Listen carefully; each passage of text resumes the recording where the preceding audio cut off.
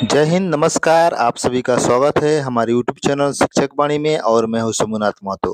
विद्यालय शिक्षा समिति समग्र विकास अनुदान राशि व्यय करने से पहले प्रोसीडिंग जो कार्रवाई होती है विद्यालय शिक्षा समिति की, उसकी प्रोसीडिंग कार्रवाई कैसे लिखी जाती है, यह जो वीडियो है या जो समग्र विकास अनुदान की राशि व्यय करने से पहले प्रधान शिक्षकों के लिए बहुत ही उपयोगी है। अगर आप हमारे चैनल पर नए हैं तो हमारे चैनलों को सब्सक्राइब कीजिए और बेल आइकन दबाना न भूलें। तो चलिए हम आपको पूरे विस्तार से जानकारी देने का प्रयास करते हैं कि विद्यालय शिक्षा समिति समग्र विकास अनुदान राशि व्यय करने से पहले जो प्रोसीडिंग होती है वह कैसे लिखी जाती है। तो सबसे पहले यहाँ पर जिक्र किया गया है कि बैठक संख्या का यहाँ पर जिक्र करना होगा, कितनी बैठक संख्या हो रही है, क्योंकि आजकल हर एक माह में एक बैठक हो रही है शिक्षक अभिभावक संगोष्ठी की, उसको आप इसके साथ जोड़ भी सकते हैं। तो जैसे यहाँ पर अब इसके पहले आपको ये जो बैठक करनी है विद्यालय शिक्षा समिति की, उससे पहले आपको विद्यालय शिक्षा समिति के जितने सदस्य हैं उन सभी को सूचना देनी होती है, उसका जिक्र इसमें करना है। जैसे लिखा गया है कि पूर्व सूचना के आधार पर आज दिनांक यहाँ पर लिख दीजिए कि पूर्वाह्न अपराह्न जब भी हो रहा है पूर्वाह्न अपराह्न में वो लिख दीजिए। विद्यालय शिक्षा समिति एक महत्वपूर्ण बैठक विद्यालय प्रांगण में आयोजित किया गया। बैठक की अध्यक्षता समिति के जो अध्यक्ष हैं उनका नाम यहाँ पर लिख देना है। समिति के जो अध्यक्ष हैं, समिति का अध्यक्ष वार्ड साहब हैं। आपका विद्यालय जिस वार्ड में अवस्थित है उस वार्ड उस वहाँ के वार्ड सदस्य समिति का अध्यक्ष होते हैं और उसके जिसमें निम्नलिखित सदस्यगण उपस्थित हुए। और उसके बाद जो भी सदस्य हैं उन उपस्थित सदस्य उन सभी से आपको बारी बारी से हस्ताक्षर निशान ले लेना है। उसके बाद बैठक की कार्रवाई की शुरुआत होती है। बैठक की कार्रवाई में क्या होती है, आप इसमें क्या लिखेंगे कि अध्यक्ष महोदय के अभिवादन के पश्चात बैठक की कार्रवाई प्रारंभ करने हेतु प्रधानाध्यापक प्रधान शिक्षक को अधिकृत किया गया। पूर्व के बैठक की कार्रवाई एवं निर्णय पर चर्चा की गई और चर्चा करने के उपरांत समीक्षा की गई। यह बैठक की कार्रवाई में इस बात का जिक्र करना है। उसके बाद कौन कौन से महत्वपूर्ण बिंदु पर चर्चा हुई उसको आप इस तरह से लिख सकते हैं, विचारणीय बिंदु कार्य सूची। समग्र विकास अनुदान राशि के उपयोग पर चर्चा की गई।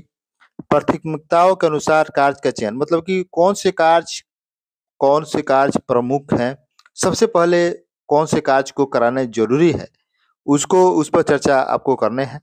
और राशि व्यय की स्वीकृति, कितनी राशि व्यय करनी है उसकी स्वीकृति। उसके बाद चौथे बिंदु है कि अन्य आवश्यक विषय प्रधानाध्यापक प्रधान शिक्षक के द्वारा सूचित किया गया कि समग्र विकास की स्वीकृत राशि पीएफएमएस के खाते में इतना प्राप्त है। अब आप जो विद्यालय शिक्षा समिति को आप बताइए कि जो पीएमएफएम खाता है उस खाते में समग्र विकास की जो कितनी राशि स्वीकृत हुई है, आया हुआ है, इस बात का जिक्र यहाँ पर आपको करना होगा। उसके बाद समिति के सदस्यों द्वारा विद्यालय की वर्तमान आवश्यकताओं का निरीक्षण करने के बाद निम्नलिखित कार्यों के प्राथमिकता के आधार पर स्वीकृत किया गया। अब आपको विद्यालय में जो भी जहाँ पर आवश्यकता है कार्य कराने की, सभी के समिति के जितने भी सदस्य हैं सभी को बारी बारी से उन जगहों पर उस अवस्थाओं से अवलोकन कराइए और उन्हें इस बात की जानकारी दीजिए कि हाँ यह काम सबसे पहले कराना है। उसके बाद देखिए आगे क्या जिक्र करना है, क्या क्या खर्च हो सकता है वो समग्र राशि आई हुई है। जैसे पहला है कि विद्यालय भवन कक्षा की मरम्मती। तो विद्यालय भवन, बहुत सारे विद्यालय भवन जैसे फर्श है उसका खराब हो चुका है या कहीं पर जो कुछ भी आवश्यकताएं हैं विद्यालय भवन की या विद्यालय वर्ग कक्ष की मरम्मती के लिए, तो आप यहाँ पर लिखिए कि हाँ इतना रुपये इसकी खर्च हो सकता है। संभावित राशि आप यहाँ पर जिक्र कर सकते हैं। उसके बाद विद्यालय भवन का रंगाई पुताई के कार्य से संबंधित खर्च इसमें जिक्र कर सकते हैं। शौचालय पेयजल से संबंधित उसके लिए यहाँ पर खर्च लिख सकते हैं। स्टेशनरी सामग्री के लिए खर्च यहाँ पर जिक्र कर सकते हैं। अन्न के लिए यहाँ पर लिख सकते हैं। यानी कि बारी बारी से यहाँ पर जो कुछ जिस आवश्यकता संभावित राशि आप यहाँ पर जिक्र कर सकते हैं राशि खर्च के लिए। उसके बाद ये जो वेंडर होते हैं उसका चयन भी करना है। तो यहाँ पे लिखा है कि समिति के सदस्यों द्वारा वेंडर के नाम का प्रस्ताव रखा गया।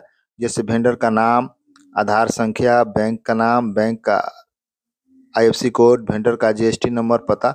मतलब कि जिस वेंडर को जिससे आपको करवाना हो, जिस वेंडर से, उस वेंडर का नाम रखा जाएगा, जो जिसका चयन होगा उसका यहाँ पर फिर प्रस्ताव इसमें लिख दिया जाएगा कि हाँ इसका चयन किया गया।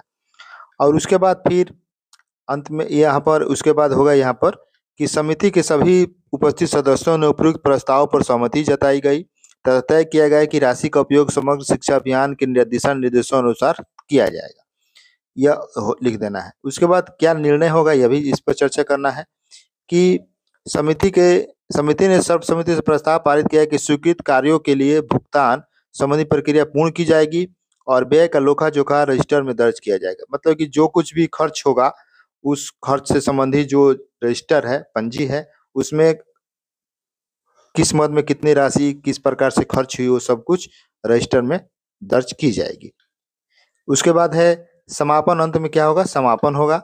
समापन लिखना है कि अंत में अध्यक्ष के द्वारा बैठक की कार्रवाई की घोषणा की गई, साथ ही बैठक की कार्यकृत को साझा किया गया, सभी संबंधित सदस्यों का धन्यवाद ज्ञापन कर बैठक की कार्रवाई समाप्त किया गया। इस तरह से आपको यह बैठक की जो है यह लिखना है, जो समग्र शिक्षा राशि जो आई हुई है उसकी जो प्रोसीडिंग कैसे लिखी जाएगी, इस प्रकार से आप लिख सकते हैं। आशा करते हैं वीडियो आपको अच्छा लगा होगा।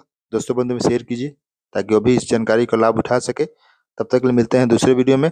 जय हिंद, वंदे मातरम।